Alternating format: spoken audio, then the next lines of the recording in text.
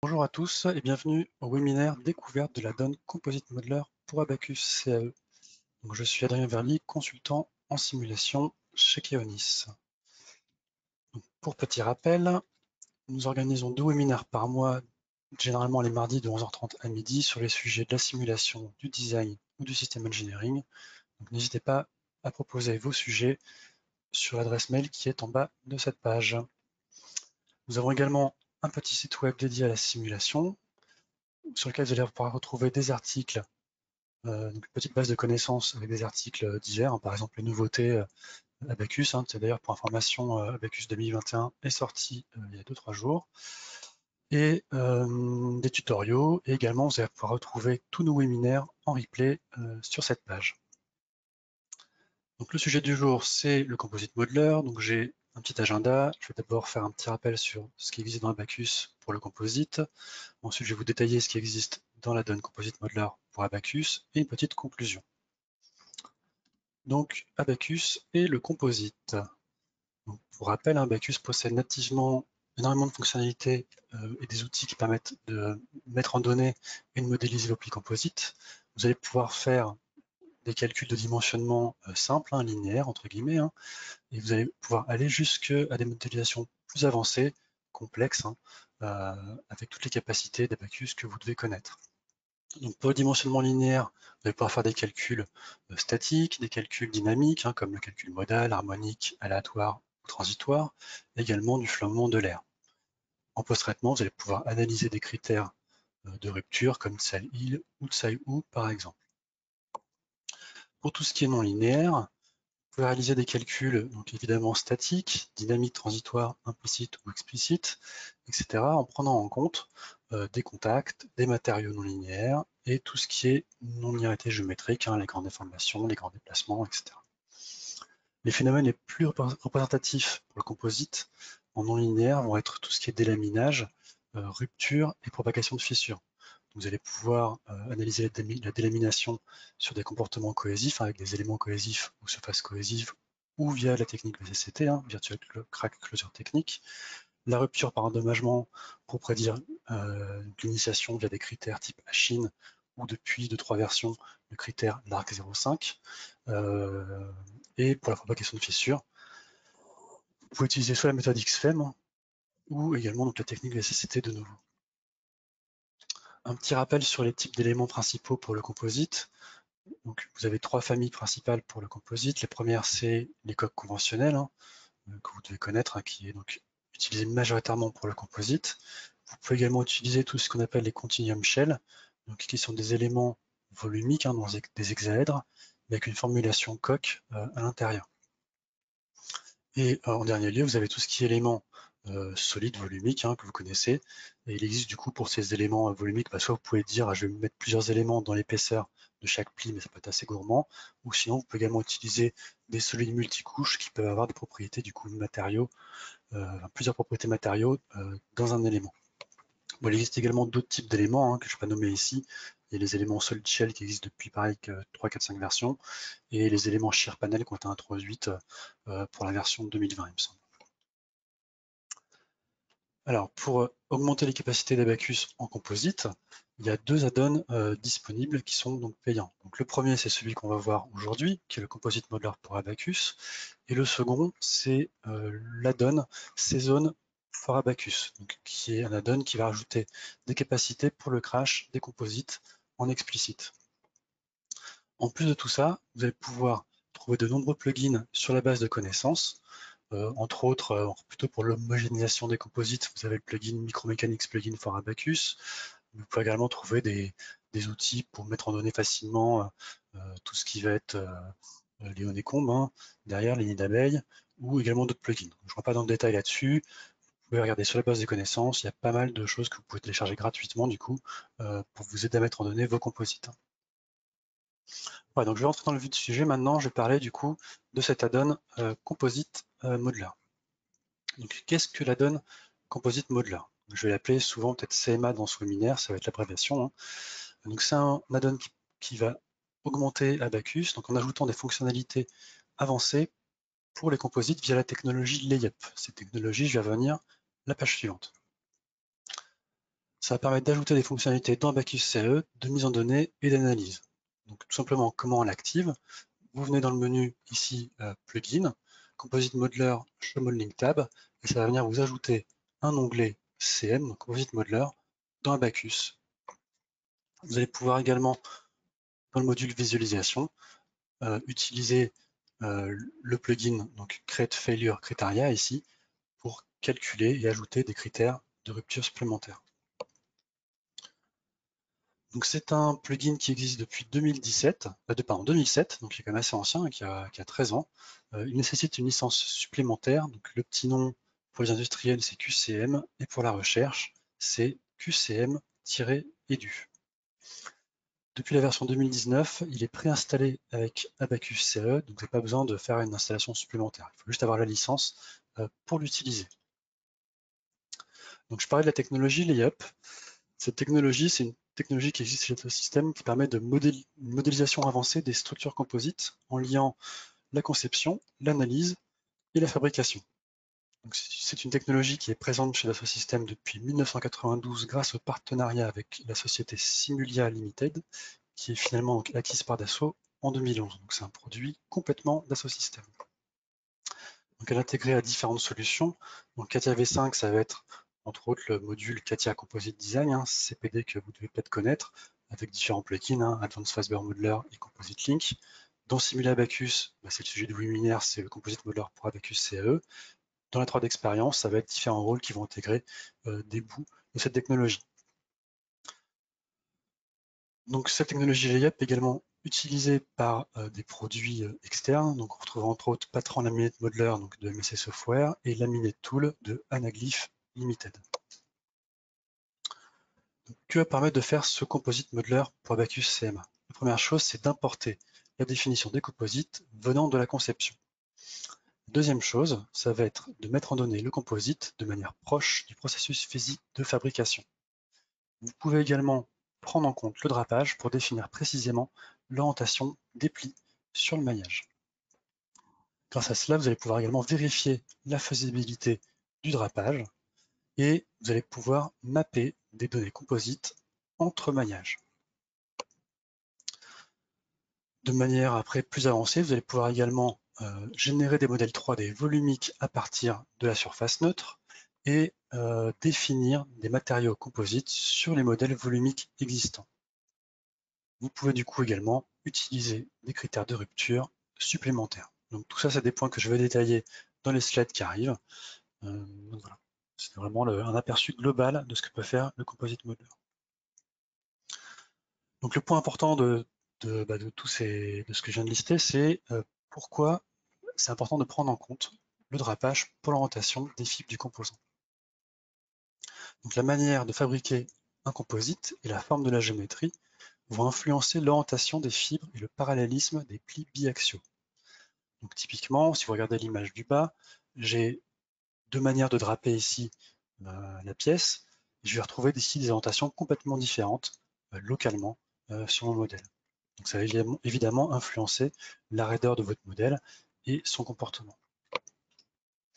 Donc c'est du coup important de prendre en compte cette orientation réelle des résultats, enfin des fibres, pour avoir des résultats qui sont réalistes. Donc un petit exemple ici, j'ai une structure assez simple sur laquelle je viens appliquer une pression, et entre les résultats vont être complètement différents entre une orientation théorique, ici on voit que j'ai 11,4 mm de déplacement, contrairement à une prise en compte réelle de l'orientation des fibres, où je peux avoir ici donc un résultat qui est plus faible, de 8,3 mm, donc ce qui mène à une différence entre les deux simulations de 27% ici.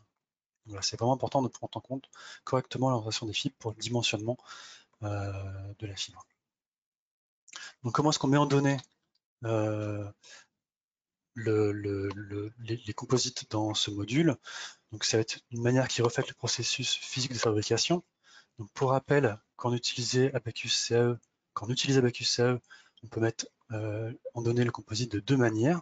Donc soit via des sections, donc quand j'ai une zone qui possède uniquement un seul type d'empilement. Donc vous retrouvez ici dans l'éditeur des sections le matériau, l'épaisseur, l'orientation, le nombre de points d'intégration. L'orientation se fait via la partie orientation. Vous pouvez également utiliser de manière plus avancée le CE Layup qui permet donc du coup de mettre en donnée le composite sur plusieurs zones avec des empilements différents, donc ce qui est plus proche du procédé de fabrication. On va retrouver dans le menu ici, on va pouvoir directement sélectionner sur quelle région j'applique le pli. Donc pareil, de la même manière que le précédent, le matériau et l'épaisseur, mais également un système de coordonnées en plus pour orienter précisément notre pli ici avec ce CE Layup. Ce que va apporter en plus la Done Composite Modeler, c'est qu'il va ajouter une couche supplémentaire en permettant d'indiquer la direction et l'ordre de drapage des plis du composite. Ce que je vais appeler ici le CMA Layup. C'est vraiment le point important. On va prendre en compte le drapage dans ce module. Alors comment est-ce qu'on va créer un CMA Layup? Donc, on vient dans l'interface Composite Modeler. On va retrouver ici une définition des matériaux, une définition ensuite des plis, une définition des offsets et pour finir, une définition de mon empilement. Donc, je préparais une petite vidéo pour vous montrer comment on fait ça. Donc, je vais d'abord créer un layup ici. Donc, c'est un fichier, un layup directement que je vais créer. Je vais pouvoir définir un matériau. Donc là, je vais rentrer un petit nom directement.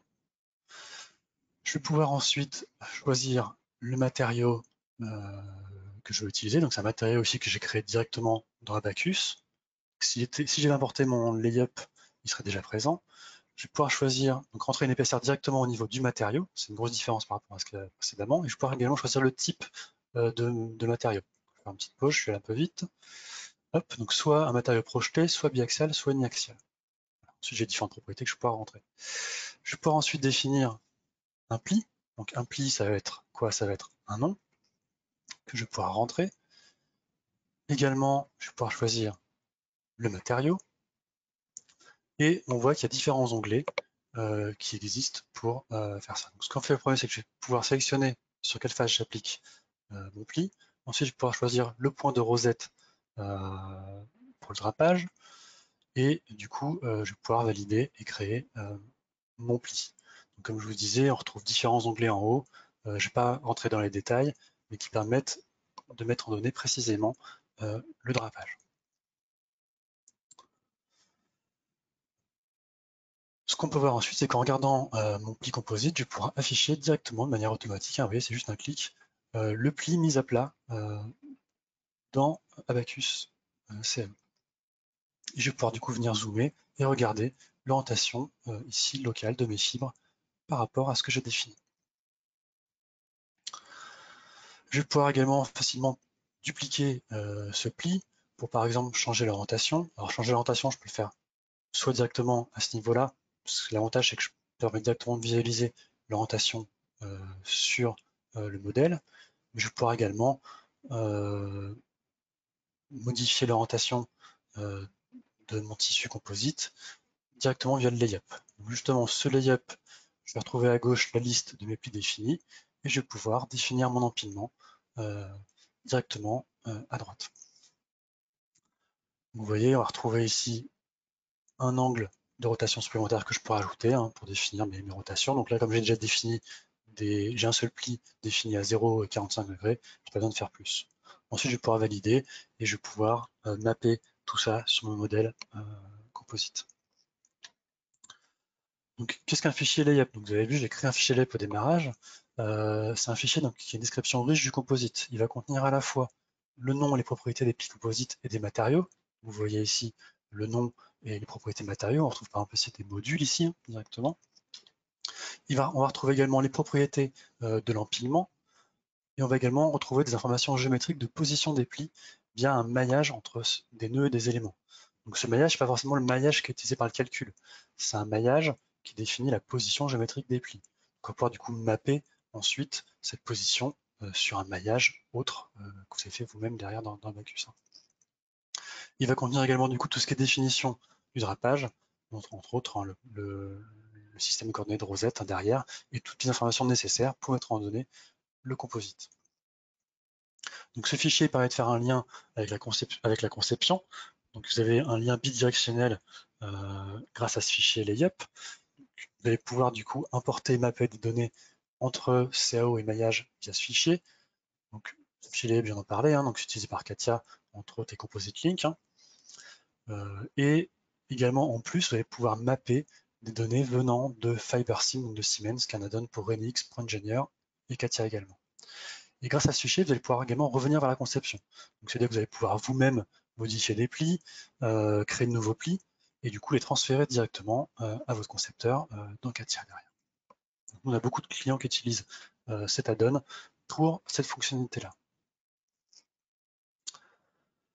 Donc, ce qui est important, je vous le disais tout à l'heure, c'est de prendre en compte le drapage. Donc, pourquoi est-ce qu'on prend en compte le drapage? Déjà, il y a plusieurs choses. Le premier point, c'est d'analyser la fabricabilité du composite.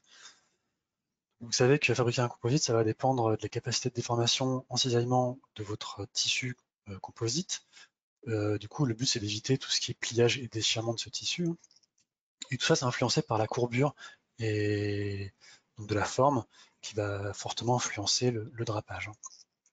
Donc le add-on Composite Modeler pour Abaqus va vous mettre à disposition des outils avancés pour mettre en place ces plis avec donc la propriété de drapage. On peut également du coup créer des plis prédécoupés ici, et vous avez également des outils d'analyse de déformation des plis. Donc typiquement, justement, si je regarde ce qui se passe un petit peu à droite, j'ai défini deux manières ici de draper ma demi-sphère. Donc un pli ici qui n'est pas découpé, et un deuxième pli ici qui est découpé. Ce que je vais pouvoir analyser ici, c'est par exemple, justement, est-ce que l'angle de déformation n'est pas dépassé. Et donc, du coup, bah, voilà, on voit qu'en découpant, j'ai pas de problème, hein, mon drapage va plutôt bien se passer. Si je découpe pas, je vais avoir des problèmes de drapage ici sur ma demi-sphère. Ce que permet du coup de faire cette prise en compte du drapage, c'est de calculer l'orientation des fibres dans le modèle. Donc, le procédé de drapage aboutit au fait que les fibres ne sont pas forcément orthogonales, et la façon de calculer les propriétés classiques devient erronée dans le cas des plis biaxiaux. Si j'ai des plis uniaxiaux, j'ai pas trop de problèmes. Dans vos modèles actuels, les fibres sont perpendiculaires, donc c'est comme ça que fonctionne le solver pour les calculs des propriétés, hein. Et on voit donc qu'on a un écart entre les propriétés réelles et les propriétés théoriques. L'add-on CMA va permettre de corriger cet écart en permettant de prendre en compte une correction angulaire représentative du cisaillement. Donc concrètement, cela revient à modifier les propriétés de la direction orthogonale à la fibre 1. Voilà. Ce que permet de faire du coup ensuite cette prise en compte du drapage, c'est de faire un lien avec la fabrication, donc la conception et la fabrication. Vous allez pouvoir exporter votre pli mis à plat au format DXF. Donc il suffit de faire un petit clic droit sur le pli, export fat pattern en format DXF, et vous allez pouvoir du coup relire ce DXF dans l'outil de votre choix. Donc là, moi j'ai utilisé la 3D Experience, et on voit du coup qu'on est dans le module drafting. On va pouvoir venir coter, dimensionner ce pli découpé pour l'envoyer directement à la production. Une fois que j'ai défini tout mon empilement composite, je vais pouvoir venir créer les propriétés pour l'analyse. Pour des coques, il suffit de faire un petit clic droit sur le layup, Create Properties. J'ai différentes propriétés que je vais pouvoir rentrer. Je vais pouvoir définir mon empilement, donc soit via des sections, soit via des layup. Et du coup, je vais transférer directement dans le CAE, dans la partie modèle, ici dans ma pièce, je vais retrouver l'assignement de mes sections. Donc pour des zones élémentaires, donc on voit ici, j'ai affiché une vue des éléments et une couleur différente par section. Alors on va du coup transférer les matériaux, les épaisseurs, également les angles calculés pour chaque élément.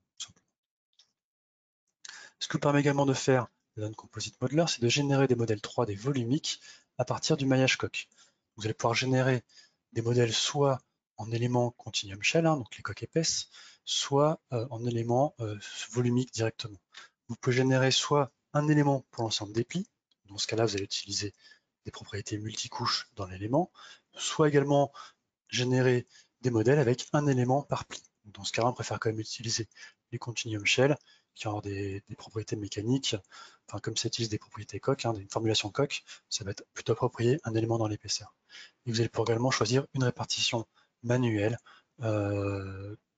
du coup par exemple 3 éléments ici dans l'épaisseur, et l'add-on va directement mapper les données dans ces 3 éléments. Vous pouvez également remplir entre guillemets les trous créés par le drapage par un matériau de votre choix. Donc c'est ici l'option résine matériel hein, derrière.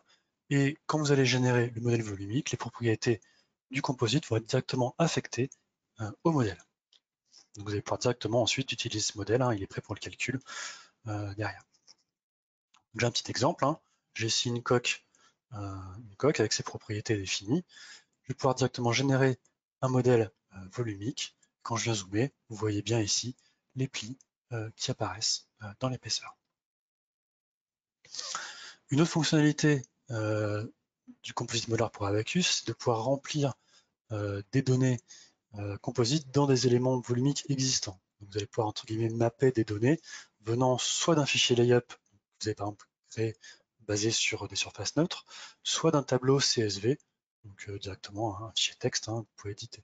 Donc, suite de faire un fill solid element with pli, vous avez des options à remplir et vous vous retrouvez directement avec un modèle volumique avec des propriétés composites à l'intérieur. Donc là, ce qu'on voit, c'est que c'est un modèle volumique basé sur des éléments Continuum Shell derrière. Ensuite, également en post-traitement, avec cet add-on, vous allez pouvoir créer des critères de post-traitement supplémentaires. Donc, ce qui est intéressant de voir, c'est que ces critères-là, vous n'êtes pas obligé de rentrer les admissibles au niveau du solver. Hein. Vous allez pouvoir rentrer vos admissibles directement au niveau du plugin ici dans Allowable. Et vous allez avoir du coup des critères de post-traitement qui existent déjà dans Abaqus, hein, par exemple Tsaiwu, Maximum ou Heal, mais également des critères qui ont été codés en plus, hein, donc par exemple le critère d'Hoffman, Dunkinson ou de Covin. Vous pouvez également créer vos propres critères utilisateurs donc via du code C et vous pourrez ensuite les retrouver dans la liste ici et du coup les choisir pour le post-traitement. Quand vous validez, il va y avoir un petit outil qui se lance derrière hein, et ça va écrire directement les résultats en dur dans l'ODB. Donc c'est pas une opération à faire à chaque fois hein, que vous ouvrez l'ODB, c'est écrit directement dans l'ODB. De manière optionnelle, vous pouvez également écrire les résultats dans un fichier texte. Là ici, j'ai par exemple affiché le critère d'Hoffman, le facteur de réserve sur Hoffman.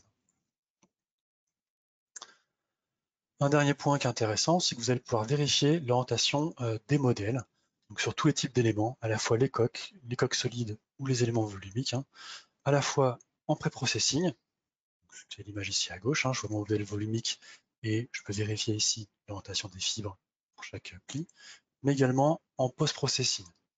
Directement sur le DB, je vais pouvoir afficher mes plis versus mes orientations élémentaires pour vérifier que tout est bien mis en données. Voilà, j'ai présenté, je pense, globalement tout ce qui existait dans le Composite Modeler pour Abaqus. Donc, une petite conclusion. Donc, cet add-on, ce qui vous apporte, c'est quoi? C'est un lien fort entre l'analyse, la conception et la fabrication, donc via le fichier layup. Hein. Une prise en compte précise des orientations des fibres et des épaisseurs des plis pour atteindre des résultats donc, plus proches de l'expérience. Il vous permet également de vérifier, enfin, il vous permet de créer donc votre mise en données composite et de vérifier rapidement les propriétés, y compris pour des modèles volumiques, donc ce qui était un peu plus compliqué dans la QCE de manière traditionnelle. Il permet également du coup de rapidement modifier vos modèles pour itérer dans l'optimisation de votre composite. Et le point important du coup au final, c'est que tout ça, ça va vous empêcher de spécifier des plis qui ne peuvent pas être fabriqués. Et ça va du coup permettre d'éviter des erreurs coûteuses, hein, des retours avec la fabrication qui vous disent pas possible, etc. etc. Donc voilà, c'est un add-on vraiment intéressant à avoir pour les gens qui font du composite régulièrement. Voilà. Donc pour conclure, Keonis, on est là pour vous conseiller, vous aider, vous supporter sur les différents produits d'Asso Systèmes, également pour vous former. Donc par rapport à ce sujet en formation, on a donc la formation Abaqus sur les composites entre guillemets de base hein, qui dure 3 jours, une formation sur le module qu'on vient de voir, donc la donne Composite Modeler pour Abaqus qui dure 2 jours, ça fait déjà quand même 5 jours de formation. Donc c'est vrai que si vous ne connaissez pas les composites dans Abaqus, hein, il faut vraiment passer par le premier cours pour vraiment comprendre ensuite ce qu'on fait dans le Composite Modeler pour Abaqus. Hein. Et voilà. En plus, j'ai rajouté du coup 2 formations, donc une formation sur le module Season qu'on a vu tout à l'heure pour le crash sur les composites, et une formation 3 d'expérience également sur le composite. Donc ces formations se font respectivement demi-journée et 1 jour. Donc si vous avez des questions, n'hésitez pas à les poser dans le petit outil dédié du GoToWebinar. Hein. J'y répondrai dans 1 minute. En attendant que vous posez vos questions, je vais vous présenter le webinaire suivant, donc, qui est donc, en 2 semaines, hein, mardi 8 décembre 2020, de 11h30 à midi, sur le sujet, donc sur Dimola. Donc, le sujet, c'est optimiser le développement de systèmes multiphysiques avec Dimola. Donc Dimola c'est une solution qui va permettre de modéliser, donc de faire de la simulation système, hein, donc ce qu'on appelle aussi la simulation 0D, 1D, et donc qui va permettre de rapidement modéliser, configurer, simuler et valider des systèmes multiphysiques complexes. Donc, voilà, je vous invite à vous inscrire à ce webinaire si vous êtes intéressé par le sujet. Donc j'arrive aux questions-réponses. Donc je vais regarder s'il y a des questions dans l'outil. Hop. Alors, j'ai une première question. Est-il possible de prendre en compte la contrainte générée par le drapage? Alors, on a vu qu'on pouvait prendre en compte l'orientation générée par le drapage, mais si votre composite dans la procédure de fabrication va créer de la contrainte, c'est pas possible directement. Là, ce qu'on voit, c'est vraiment une application mathématique ce qui est fait, c'est vraiment une application mathématique de l'orientation des fibres, et pas de prise en compte de pré-contraintes dans le composite en lui-même. J'ai une deuxième question. Est-ce qu'il est possible d'incorporer des éléments cohésifs pour faire du délaminage dans des modèles volumiques? C'est une bonne question. Alors j'ai 2 solutions. Alors soit vous pouvez insérer un pli d'épaisseur très faible avec les bonnes propriétés derrière pour modéliser la couche entre guillemets d'éléments cohésifs derrière, mais du coup elle aura quand même une faible épaisseur.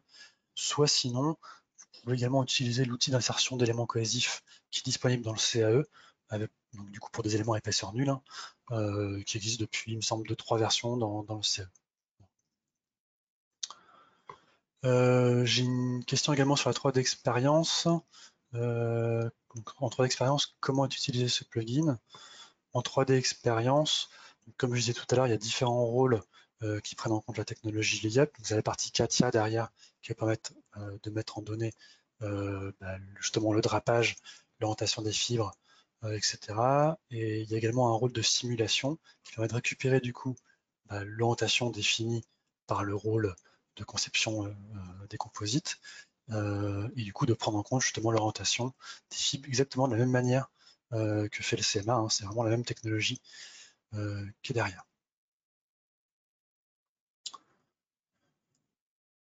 Voilà, c'est tout pour ce webinaire. Je vois pas d'autres questions pour l'instant. Alors si j'ai une question qui vient d'apparaître là.